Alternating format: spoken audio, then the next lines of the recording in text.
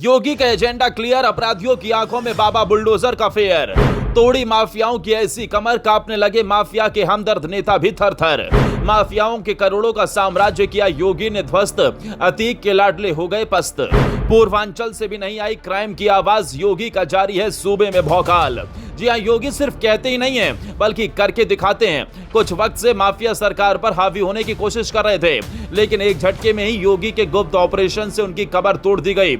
इस ऑपरेशन के तहत यूपी पुलिस ने रातों रात कई कुख्यात अपराधियों पर ऐसी कार्रवाई की जिसने अपराधी गिरोह में खौफ पैदा कर दिया। इस ऑपरेशन की खासियत यह थी कि इसे बेहद गोपनीय रखा गया।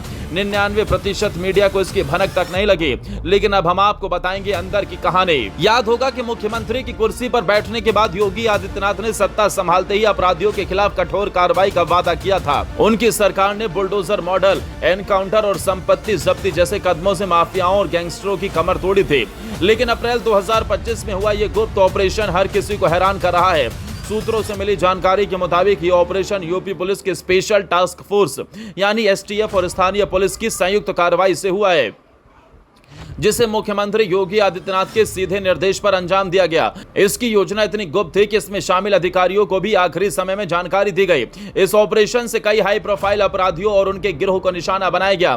किन किन अपराधियों का नंबर लगा है, आपको पूरी स्टोरी बताते हैं। इसकी शुरुआत हुई उन्नाव से। उन्नाव में पुलिस अधीक्षक दीपक भूकर के निर्देशन में ऑपरेशन दस्तक के तहत 12 शातिर अपराधियों को गिरफ्तार किया गया। ये अपराधी लूट, चोरी, अवैध शराब के कारोबार में शामिल थे। इस कार्रवाई ने स्थानीय स्तर पर अपराधियों में खौफ पैदा किया और इलाके में हड़कंप मच गया। इसके अलावा पूर्वांचल में कई अपराधियों पर कार्रवाई की खबर सामने आई है। अंदर ही अंदर क्या कुछ हुआ है उसकी डिटेल बाहर नहीं आई है, लेकिन योगी का एजेंडा क्लियर है। योगी सरकार ने माफिया और अपराधियों की अवैध संपत्तियों को जब्त करने का अभियान जारी रखा है। नवंबर 2019 से नवंबर 2023 तक 3864 करोड़ से अधिक की संपत्ति जब्त की जा चुकी है और ये प्रक्रिया हाल के दिनों में भी चल रही है। साथ ही साइबर ठगी करने वालों पर भी एक्शन लिया जा रहा है। कुछ दिनों पहले प्रयागराज में एक बड़े साइबर क्राइम रैकेट का भंडाफोड़ हुआ था, जिसमें 10 लोग गिरफ्तार किए गए थे।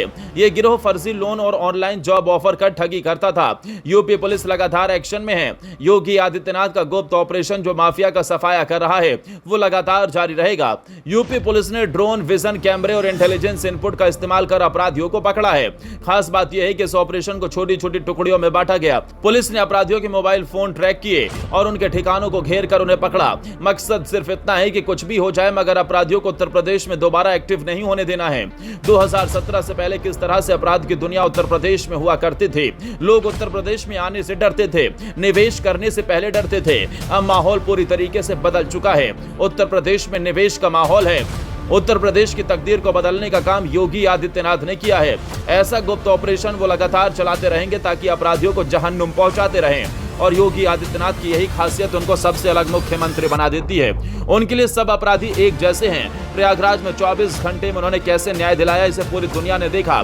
मतलब अपराधी कोई भी हो, किसी भी जाति का हो, किसी भी धर्म का हो, योगी आदित्यनाथ धर्म और जाति नहीं देखेंगे। उनके खिलाफ जो लोग फर्जी बातें बोलते हैं कि वो एजेंडा चलाते हैं, उनकी बातें छोड़ दीजिए। योगी का एक ही एजेंडा है, प्रदेश में अपराध जीरो चाहिए।